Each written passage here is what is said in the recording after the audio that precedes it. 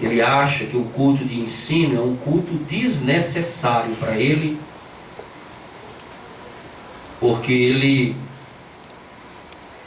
já conhece o bastante. E quando a pessoa acha que conhece o bastante, ela pode pastorear a si mesma. Isso é um perigo tremendo, porque quando você se acha, pode ser pastoreado, você mesmo se pastoreia, você mesmo se disciplina, você mesmo sabe a hora certa disso ou daquilo, isso é um perigo. Todo mundo precisa de um pai espiritual. Jesus, quando foi batizado no Rio Jordão, ele poderia muito bem ter dito para João: ajoelha, rapaz, eu preciso batizar você, não você batizar a mim. Mas Jesus, ele deixou claro pela Bíblia que a autoridade espiritual precisava ser reconhecida, e naqueles dias a igreja que estava em evidência era de João. O ministério que estava em evidência era o de João. João era o homem que estava em evidência. Se você chegasse em qualquer lugar, estava lá cartazes com a fotografia do pregador. O pregador de multidões, João Batista. Um homem esquisito, muito esquisito, vestido de pelos de camelos, com uma dieta bastante esquisita, gafanhotos e mel silvestre. Quando você come gafanhoto, você amarga. Quando você ingere o mel, você adoça. A mensagem de João tinha tudo aquilo que você pensasse na sua dieta. Era uma palavra tão dura e tão amarga.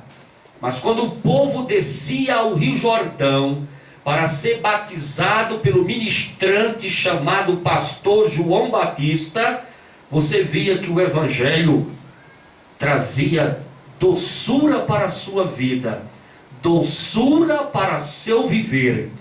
Porque o evangelho, olhando aparentemente, aquela mensagem dura, aquela mensagem amarga, raça de víbora, quem vos ensinou a fugir da ira futura? Que mensagem com gosto de jiló, que mensagem amarga, que mensagem dura, que mensagem pesada. Mas quando o povo descia ao Jordão, naquela água barrenta, naquela água cheia de lama, naquele rio sinuoso, e era batizado pelo ministrante, pelo pastor João, o povo sabia, o povo descobria, o povo entendia que tudo ficava com sabor de mel. Este homem, ele tinha a sua igreja, ele tinha o seu ministério, ele pregava a palavra, ele anunciava o reino de Deus, ele tinha um rebanho, ele tinha uma igreja. Ele era esquisito demais, ele morava no deserto, ele vivia nas regiões esquisitas, nas regiões solitárias. Ele era um homem que não estava na cidade, não frequentava a sociedade, ele apenas pregava com as suas mensagens amargas, tão amargas, que por causa de uma pregação de João, ele perdeu a própria cabeça. Mas não deixou de ganhar a doçura da morada celestial, que o crente sabe que para ele também está reservado a troca de uma coroa pela cruz. A troca da cruz pela coroa. Você vai pegar essa cruz pesada, essa cruz que te aflige todos os dias, essa cruz que faz você chorar, que faz você sangrar, que faz você ser rejeitado, que faz você ser humilhado, que faz você ser pisado, que faz você ser incompreendido, que faz você sofrer dentro de casa, sofrer na igreja, sofrer lá fora. Essa cruz do dia a dia, você vai e troca ela por uma coroa com pedras preciosas. É assim que a palavra de Deus afirma, é assim que nós cremos, é assim que vai acontecer.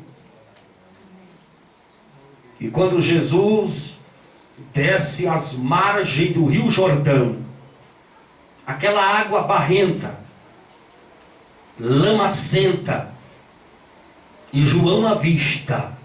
João, ele é o primeiro homem que faz a propaganda de Jesus.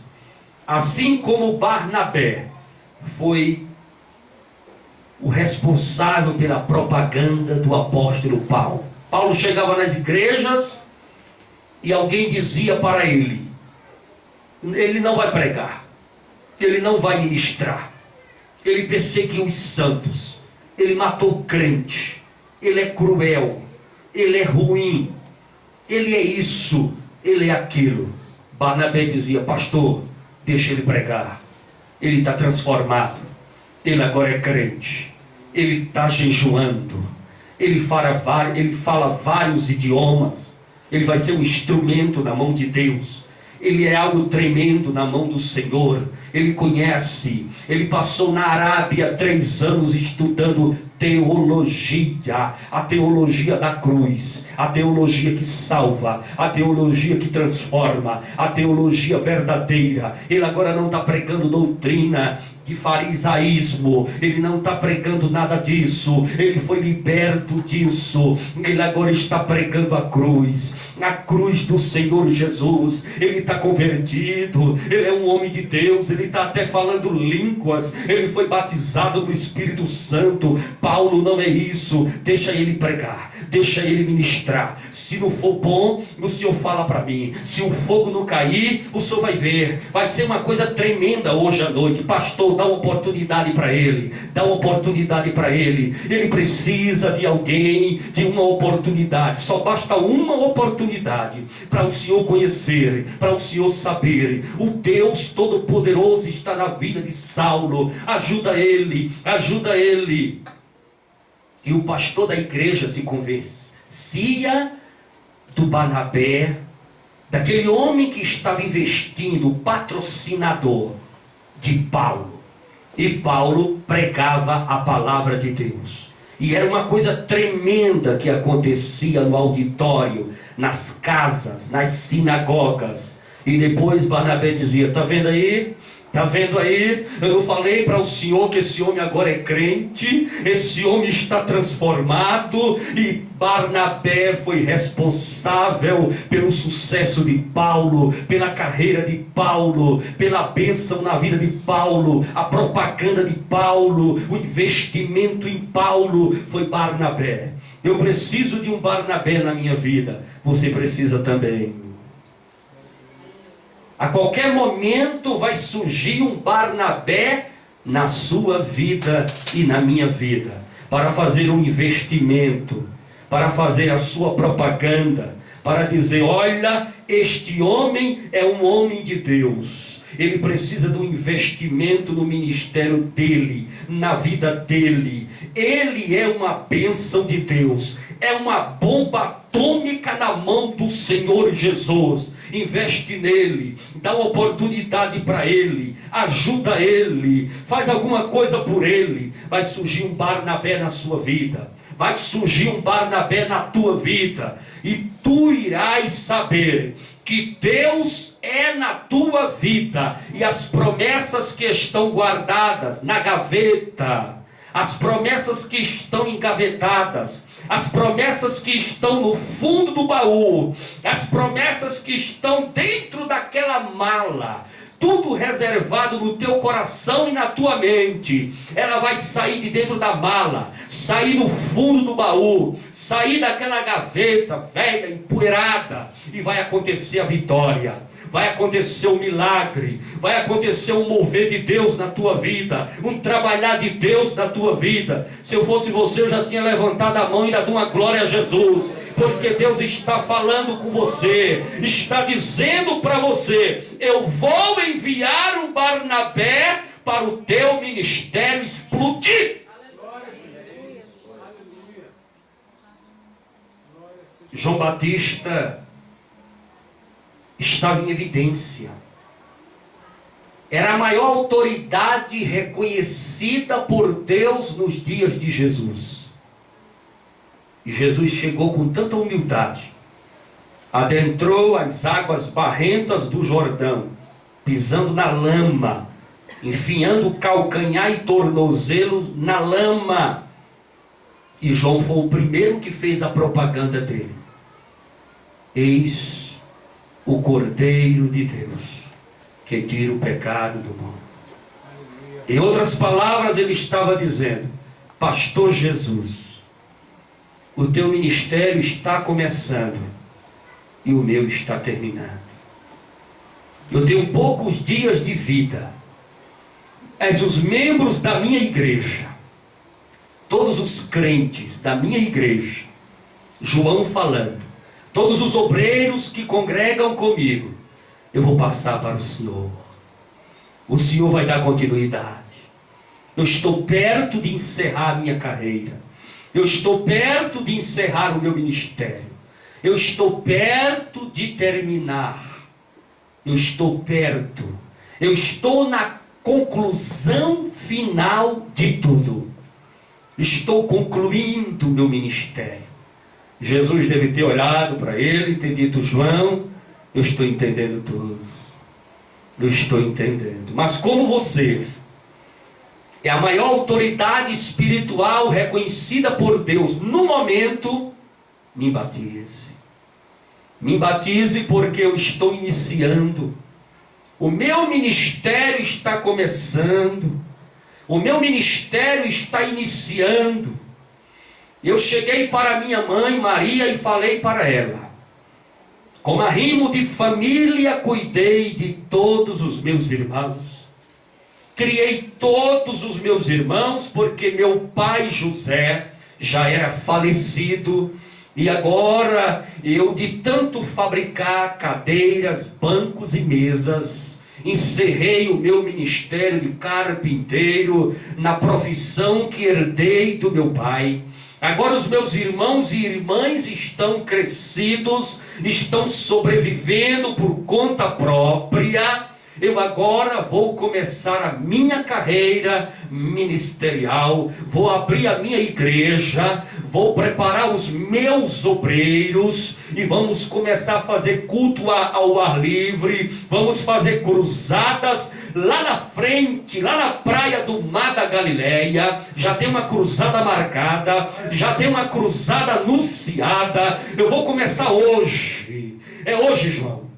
Hoje está iniciando a minha igreja. Hoje eu estou abrindo o meu ministério. Temos uma cruzada marcada lá na praia do Mar da Galileia. Temos um culto ao ar livre lá em frente à casa do nosso irmão Lázaro. Marta e Maria está cozinhando, está preparando a cantina. Também tem uma cruzada marcada lá na casa de Pedro, em Cafarnaum. Há uma cruzada lá também. Nós estaremos fazendo na casa de Pedro. Ele pediu um culto. Nós vamos fazer um culto ao ar livre. Vamos fechar as ruas. Já conversamos com as autoridades e tudo está dando certo. Eu estou começando o meu ministério. Eu quero ser batizado. Eu quero seguir o procedimento normal, o procedimento comum, o procedimento correto. Eu preciso que uma autoridade espiritual coloque as mãos sobre a minha cabeça, me abençoe, me dê as credenciais devidas, ministeriais, que eu preciso começar, eu preciso abrir, eu preciso iniciar a minha igreja. Jesus foi o primeiro a dizer para cada um de nós: respeite, valorize a autoridade espiritual que está acima de você.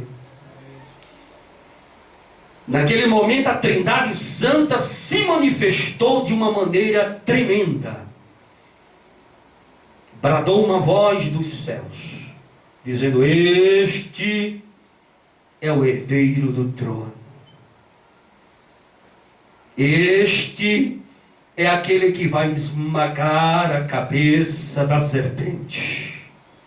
Esse é o que vai derramar todo o sangue para comprar a igreja.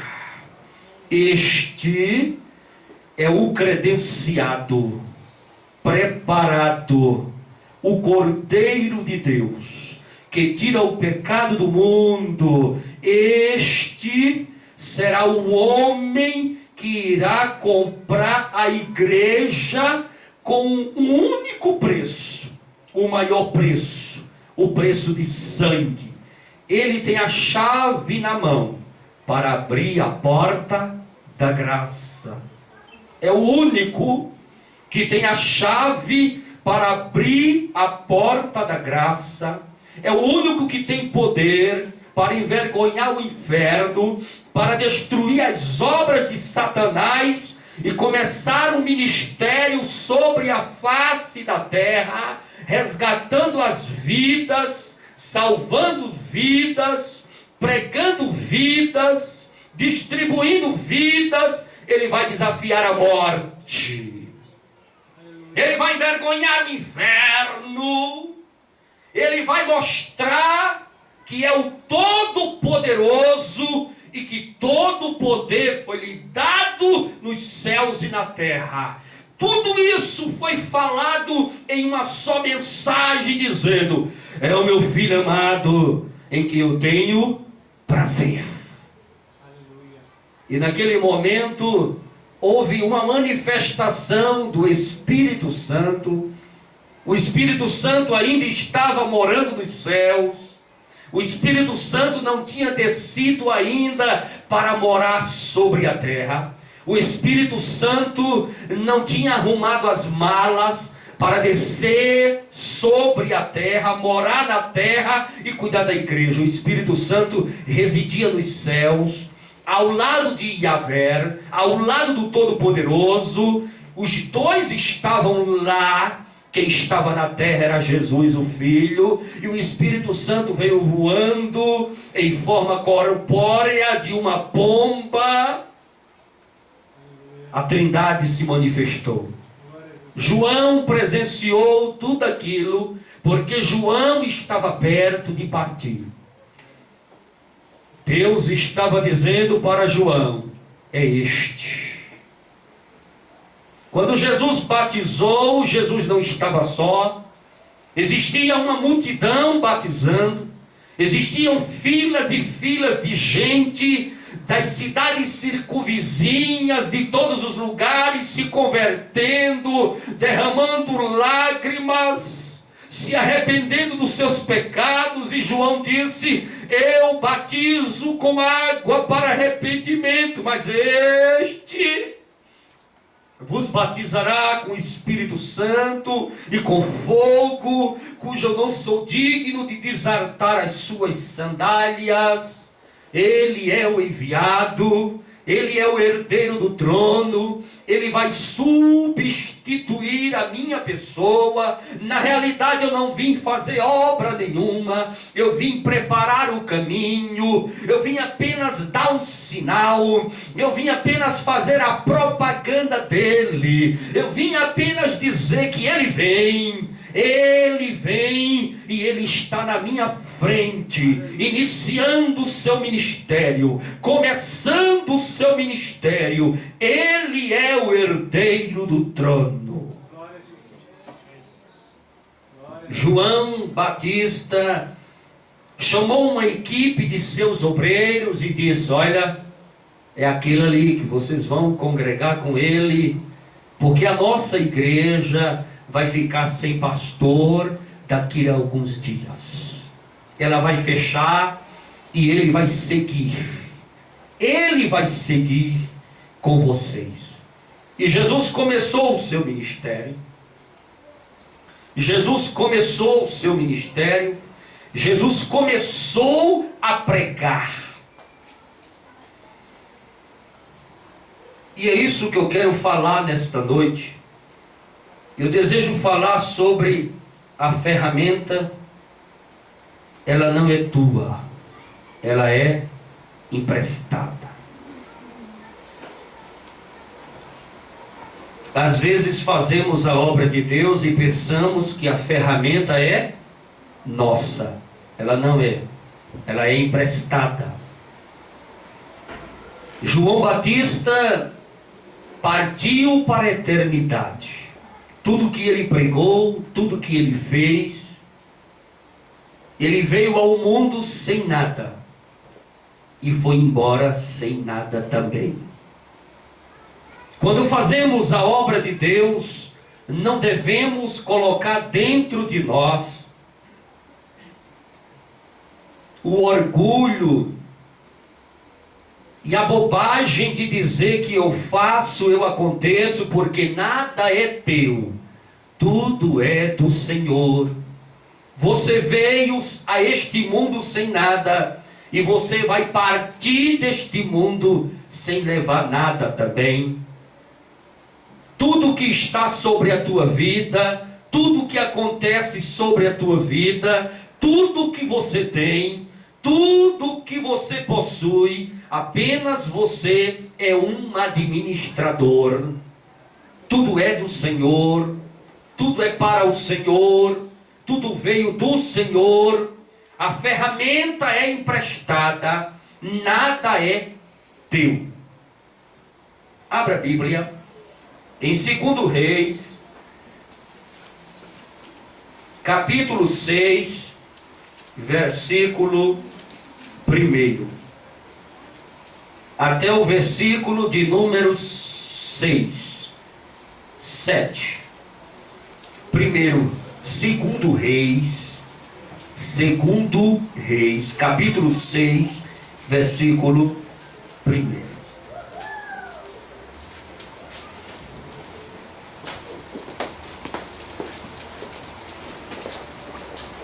Os discípulos dos profetas disseram a Eliseu: como vês, o lugar onde nós nos reunimos contigo é pequeno demais para nós. Eu vou repetir. 2 Reis, capítulo 6, versículo 1. Os discípulos dos profetas disseram a Eliseu: como vês, o lugar onde nos reunimos contigo é pequeno demais para nós. Os obreiros de Eliseu chamaram o pastor e disseram para ele: pastor Eliseu, nós estamos congregando nesta igreja. Sabemos que nesta igreja também tem uma faculdade teológica. O senhor, além de ser o pastor, o senhor também é o reitor. E nós precisamos que este lugar cresça. Nós precisamos que ele venha se expandir. Nós precisamos de um espaço maior. Esse problema de espaço é algo que nem Jesus deu jeito. Se teve um problema sobre o ministério de Jesus, era o problema de espaço. Jesus arrastava multidões. Multidões. E através das multidões que Jesus arrastava, atraía, melhor assim, existia com Jesus uma dificuldade de espaço. Um certo homem subiu numa árvore bem alta para ver a Jesus, para enxergar a Jesus, porque Jesus andava no meio de uma grande multidão. 4 pessoas tomaram posse de um homem paralítico em cima de uma maca, subiram no telhado de uma casa, a casa era de Jesus, abriram um buraco grande, enorme no teto, desceram o paralítico sobre aquele buraco, porque a multidão apertava, comprimia dentro da casa, nem entrava nem saía ninguém. Jesus atraía multidões. Uma certa mulher doente, fragilizada, saiu do hospital, à beira da morte, fraca, debilitada, pelo barulho que ela ouvia, dizendo que Jesus estava vindo, ela correu no meio da rua, adentrou aquela grande multidão, mas sofreu muito para chegar e tocar na orla do vestido de Jesus, porque aonde Jesus estava, ele atraía multidões. E não tinha espaço para alguém vê-lo, para alguém identificá-lo, para alguém chegar perto. Havia uma dificuldade muito grande de chegar perto de Jesus, porque Jesus se tornou uma celebridade. Jesus atraía as multidões com os seus discursos, com as suas mensagens, com as suas preleções, que eram maravilhosas, preleções saborosas, ricas, gostosas. A multidão ficava paralisada. De onde vem tanta sabedoria? De onde vem tanto alimento gostoso, saboroso? Alimentos que pessoas oprimidas, destruídas, desvalorizadas, jogadas na sarjeta do pecado, amarguradas, entristecidas, depressivas, pessoas que estavam no fundo do poço, querendo praticar suicídio,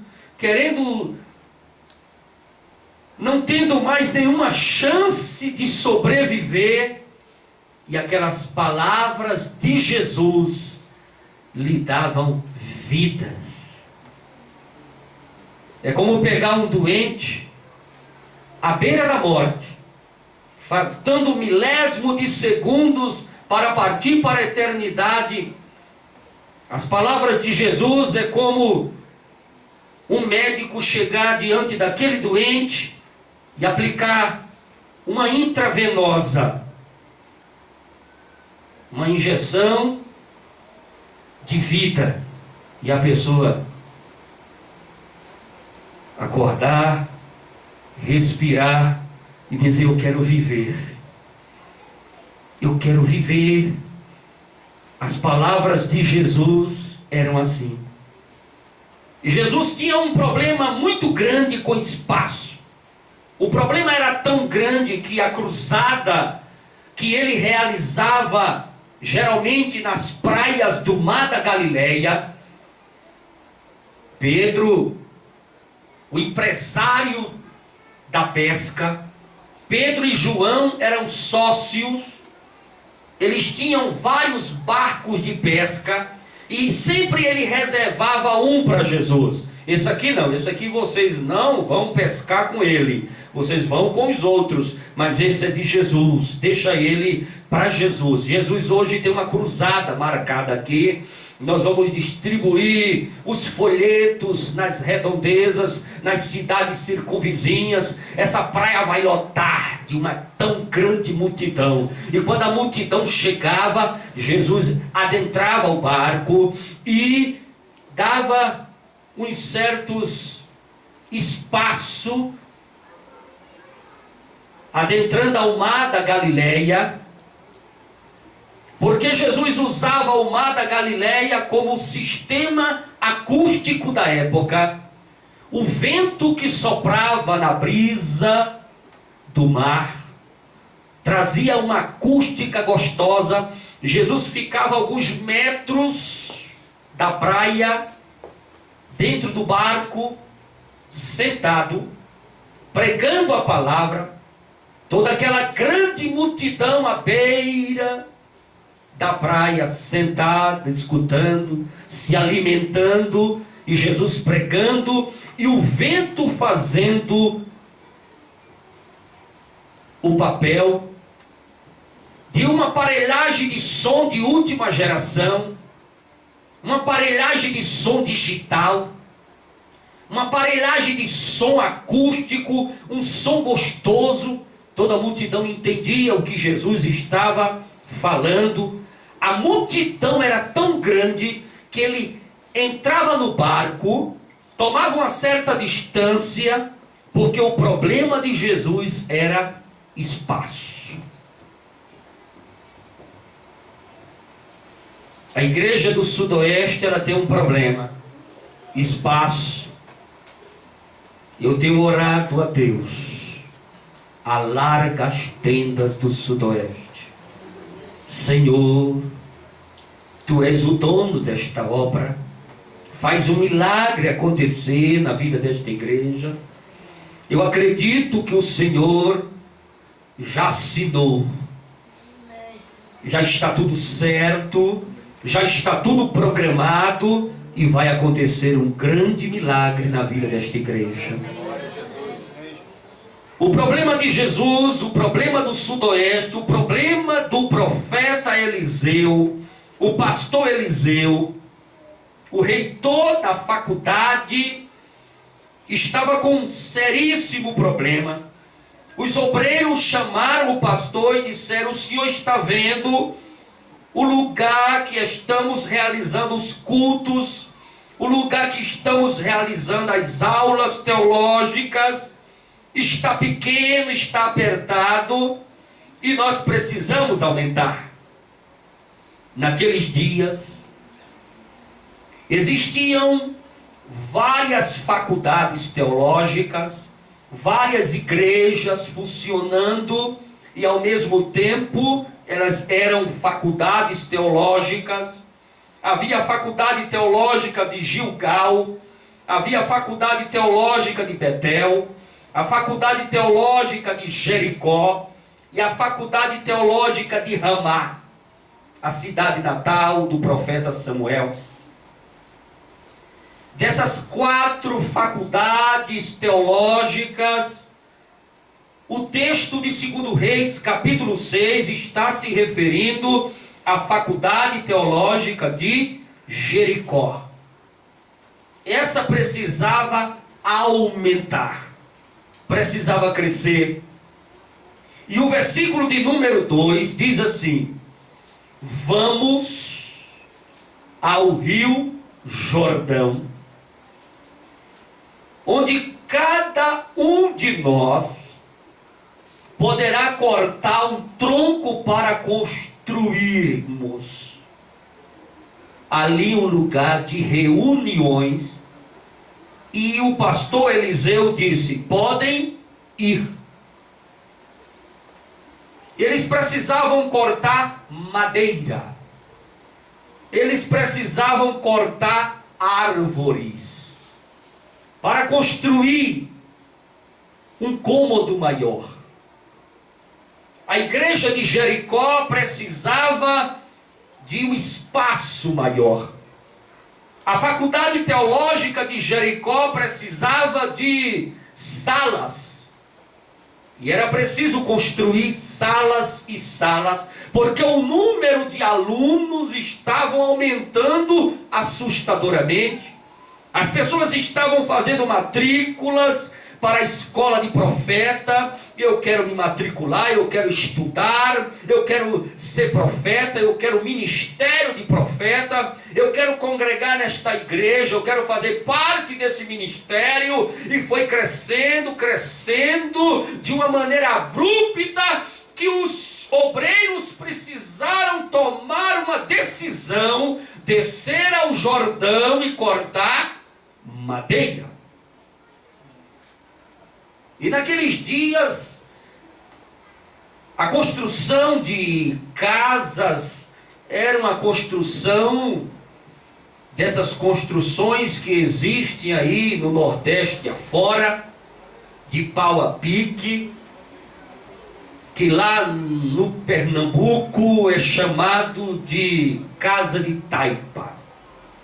Eu já morei em casa de taipa. Eu sei o que é uma construção de pau a pique. Você vai entrelaçando, coloca as vigas principais de madeira e depois vai entrelaçando com madeiras minúsculas e depois você taca barro para cima e taca barro para cima e sai fechando tudo e é uma benção. Eu já morei nesse tipo de casa, conheço, e era esse tipo de construção que eles estavam procurando fazer. Cortar madeira no Jordão, construir cômodos, salas para a faculdade teológica de Jericó. Mas quando você vai fazer alguma coisa na obra de Deus, você precisa descer ao Jordão. O Jordão não é um lugar muito bom. O Jordão é um rio de águas barrentas. O Jordão é um rio de água turva, tem muita lama. Existem muitos momentos da nossa vida que nós precisamos descer ao Jordão. Quem desce ao Jordão é porque tem humildade. Quem desce ao Jordão é porque reconhece que é pequeno. Quem desce ao Jordão é porque tem amor à obra. Quem desce ao Jordão é porque verdadeiramente quer fazer o mandado que Jesus deixou: ide por todo mundo e pregai o meu evangelho a toda criatura. Quem desce ao Jordão é porque verdadeiramente tem vontade de ver o crescimento do reino de Deus. Quem desce ao Jordão está disposto a trabalhar, está disposto a vestir a camisa do Evangelho, está disposto a fazer a obra. Não importa que lá tenha lama, não importa que lá tenha animais selvagens, águas turvas e barrentas, não importa o tipo de trabalho que a obra de Deus está te chamando, está te convidando. A obra de Deus está precisando de você. Você que não tem medo de fazer a obra, você que não tem medo de cair dentro, de arregaçar as mangas, é desse tipo de pessoa que a obra precisa, a obra necessita, a obra está gemendo, porque ela quer homens e mulheres que tenham a coragem de colocar os pés na lama. Não é todo mundo que quer trabalhar na obra colocando os pés na lama. As pessoas hoje estão desejando congregar em catedrais, igrejas que têm os seus lustres, que custou 15, 40 mil reais, suntuosas, bonitas. Nem todo mundo está disposto a chegar numa obra começando, a chegar numa obra iniciando, a chegar numa obra cheia de necessidade, cheia de dificuldade, e dizer: eu quero ficar aqui porque eu quero trabalhar, eu quero ajudar e quero fazer algo para ser útil no reino de Deus.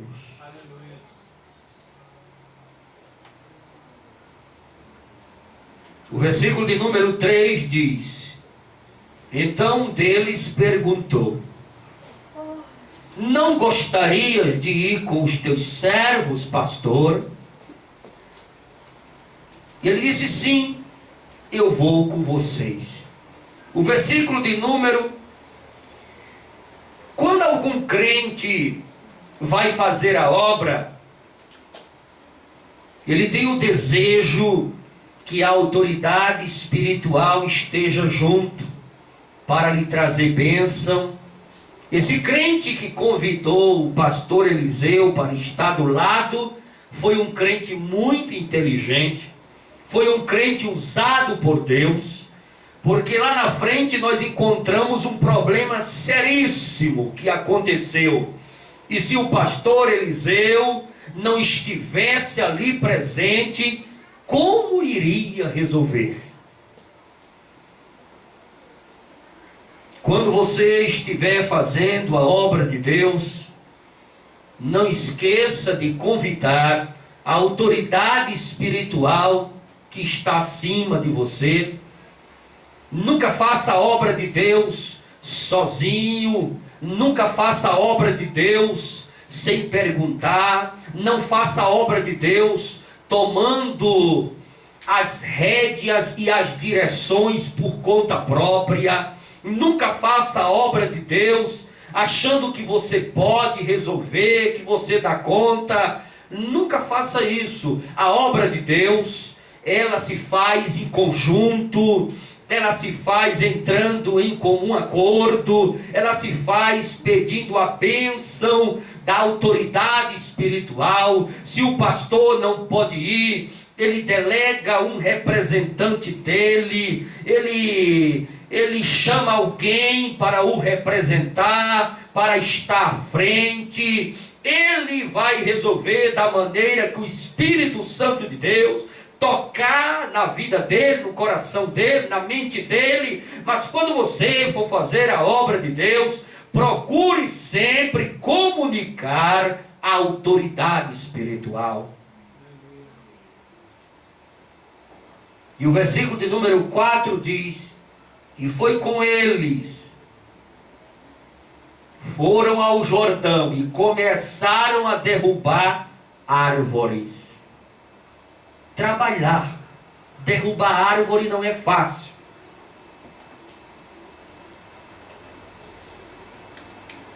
As pessoas pensam que aceitar a Jesus é colocar uma gravata, colocar um terno caríssimo, sentar em cima de um púlpito e ficar lá, olhando. Aceitar a Jesus não é isso. A igreja, ela tem muitas coisas para se fazer. Tem muito trabalho árduo na igreja. Tem muita coisa pesada na igreja.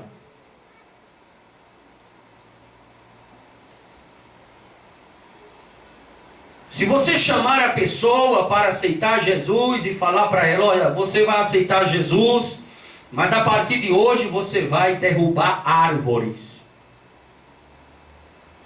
São árvores grandes. Você vai pegar um machado, eu vou te dar um machado e você vai derrubar árvores. Porque o evangelho não é fácil. O evangelho tem muitas coisas na nossa vida que se compara a derrubar árvores. Eu não estou falando derrubar árvores literalmente, eu estou falando derrubar árvores espiritualmente. Tem coisa que você toma conta de um departamento da igreja e faz a obra de Deus na igreja e é uma luta tremenda. Mas quem falou para você que é fácil trabalhar na obra de Deus? Quem falou para você que na obra de Deus não tem dificuldades, problemas? A obra de Deus não é fácil de fazer. Você tem que derramar suor, você tem que encarar.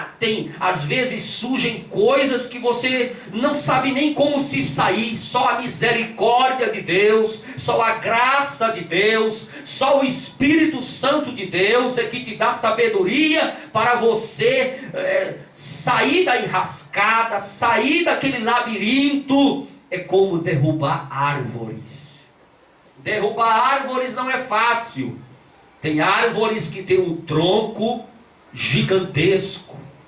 Tem árvores que são altíssimas. À medida que ela vai caindo, se você não souber a direção de ficar, ela pode te matar. Assim é você dentro da casa de Deus. Você está cuidando de um departamento, você está fazendo a obra, você foi chamado para a obra, você está lutando dentro da casa de Deus, organizando isso, organizando aquilo, o suor está descendo, há uma dificuldade tão grande, há problemas, há tantas coisas que estão acontecendo, mas é assim mesmo. É como derrubar árvores. É como derrubar árvores. Não é fácil trabalhar na casa de Deus. Quem te falou que é fácil, pregou um evangelho mentiroso. O evangelho, ele é cheio de cruz, sofrimento, lágrimas, problemas, dificuldades, tristezas, angústias. Mas depois de tudo isso, quando a obra está construída, você sente um sabor de mel. Uma alegria tão grande, uma vontade tão gostosa de dizer: Jesus, se tivesse surgido mais coisas ruins, eu teria encarado. A coisa não é fácil, a coisa é difícil, mas é gostoso. Você marca uma festa de um departamento, tem tanta tribulação, tantas coisas que surgem, tanto problema, tanta dificuldade, mas na hora quando está acontecendo o culto, todo mundo está reunido, todo mundo perfumado, banhado, falando línguas, o pregador pregando, os hinos cantando, a igreja toda florida. Você olha assim e fala: valeu a pena? Valeu a pena, Jesus. Eu passar por onde passei, eu sofrer o que eu sofri, valeu a pena, ainda foi pouco, porque o culto está a coisa mais linda, e o culto vai acontecendo, e daqui a pouco o pregador faz um convite, se entrega 5, 6 almas, aí você fala: valeu a pena, mais ainda, valeu a pena, Jesus. Porque almas foram salvas. Jesus batizou no Espírito Santo. Está acontecendo milagres, curas. Oh, o teu reino está ganhando. O teu reino está ganhando. Isso é o que é o importante. Não importa o que eu ganhe, não importa a vantagem que eu tenha. Eu não quero ter vantagem nenhuma, eu não quero ganhar nada. Eu estou aqui para ver a obra de Deus ganhar, a obra de Deus crescer, a obra de Deus prosperar, a obra de Deus cada dia mais. Ela é quem tem que ganhar. Nós não estamos aqui para ganhar nada. Aleluia. Ela que tem que ganhar. Ela que tem que ganhar. Vamos ficar em pé.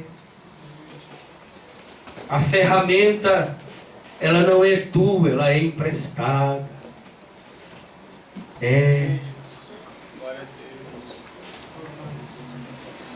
Às vezes trabalhamos tanto na obra, passamos sonos, adentramos a madrugada dentro, cansado, fadigado, enfrentamos tantas coisas, mas vale a pena. Vale a pena porque é para o Senhor. Você não pode desanimar por nada nesta vida. Não desanime, não fracasse, não baixe a cabeça, não entristeça. Seja um verdadeiro, seja uma verdadeira serva e servo de Deus, que trabalha apenas para o reino ganhar. Não é você que tem que ganhar nada. Nós não temos que ganhar nada. Nós temos que usar a nossa ferramenta para o reino de Deus. Nós temos que usar a nossa ferramenta para o crescimento da igreja, para o crescimento da obra. E a ferramenta que Deus te deu, ela precisa ser usada. Diga para o seu irmão que está ao seu lado: cuide da ferramenta que Deus te deu. Pergunte para ele ou para ela: essa ferramenta está trabalhando, está enferrujada, encostada no canto da parede? Jesus não te deu ferramentas para estarem no canto da parede enferrujando. Jesus te deu ferramentas para estar trabalhando, trabalhando dia a dia, momento a momento, instante a instante. Não deixe a sua ferramenta enferrujar, perder o corte, porque se ela perder o corte, você não vai cortar mais árvores. A obra de Deus está precisando crescer. A obra de Deus está precisando que você desça ao Jordão para cortar árvores.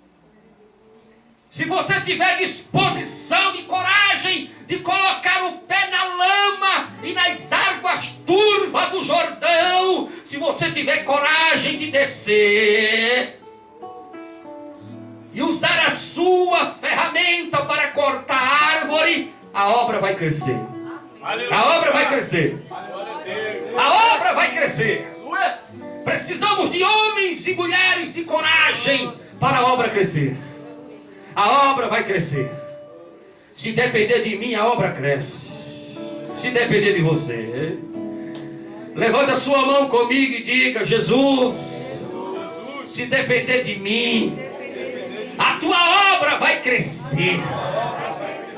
Eu vou descer ao Jordão, vou cortar árvores, eu vou tirar a minha ferramenta do canto da parede que está enferrujada, e a partir de hoje ela vai pegar cor, ela vai brilhar. Eu vou dar uma arrumada nela, eu vou acunhar este cabo do machado, vou dar uma molada nele e vou levar ele lá para perto das margens do Jordão.